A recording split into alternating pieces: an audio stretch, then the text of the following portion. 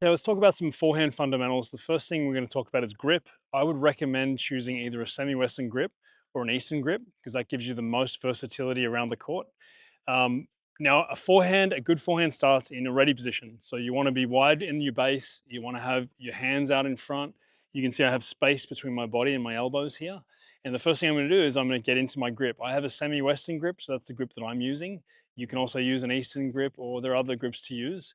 But the first part of this is the unit turn, and you'll see I'm going to make a turn with my whole upper body. And you can see that in the second camera here where my hand is still on the racket. I haven't let the left hand or the offhand go. It's a real common mistake that players will let their offhand go and then they'll open up early and their swing will get too big. So by keeping two hands on the racket, I'm storing energy in my core. This is helping to make sure that my shoulders are turned further than my hips. So I'm storing some energy in my core and then I'm controlling the size of my backswing. I recommend having your offhand high on the throat where you can manipulate the racket. It makes that a lot easier. You can also control the racket face by where you hold that left hand. Now, separation happens around the bounce of the ball. Depending on the ball speed and the depth of the ball, determines how big your backswing will be.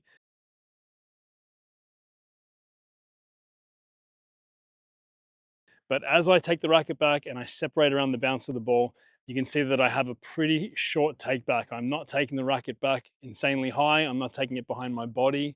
I'm keeping the racket on the hitting side. And this shortens the length of travel from the backswing to the contact, which is something that a lot of players struggle with.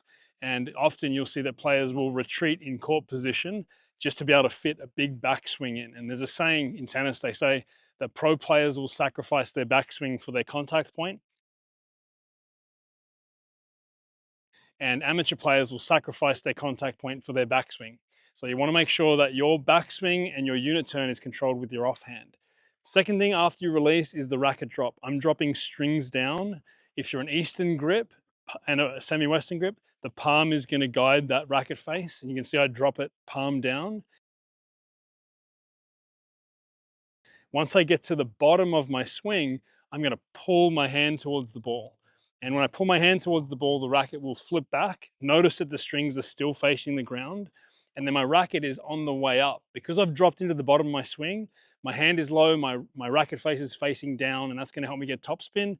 And then I'm swinging up to the ball. Very helpful cue on a forehand is making sure you're swinging up to the ball.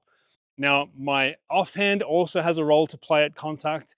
That hand has to be tucked at my body, and that acts as a reactive brake. It allows my right side to accelerate out to the ball and to brace my left side.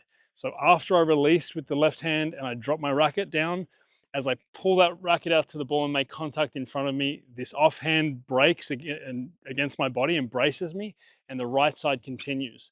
Another really helpful tip on the forehand is to catch the finish. You can see my racket is headed up to my left shoulder here.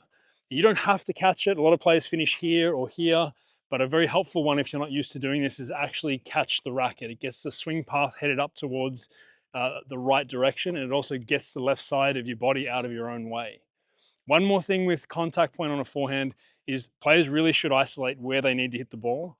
Out in front of you, about 45 degrees, a great forehand cue is to see the ball through the back of the strings.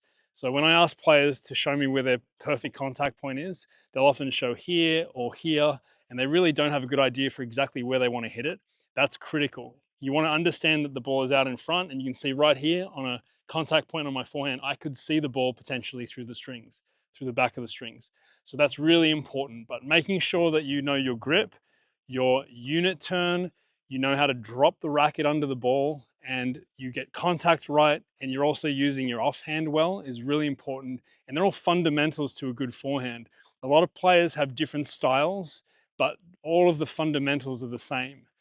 One thing as well, in terms of wrist position and wrist mobility, a lot of players will be very wristy coming through their forehand. But coming through contact, you must have a fixed or a neutral wrist position.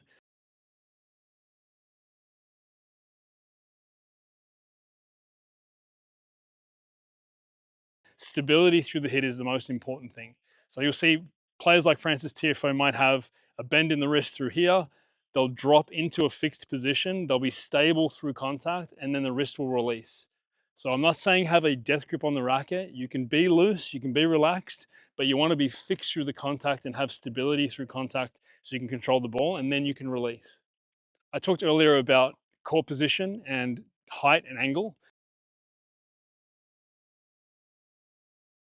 And these things can be determined by spin often. And when you're trying to get more spin on your forehand or your backhand, one of the things people struggle with the most is getting under the ball.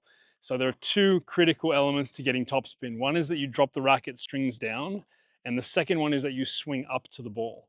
If you do those two things, as you make contact with the ball, the strings line up to the target. The strings have to tell the ball where to go. And then that swing is an angular swing path, which creates the spin.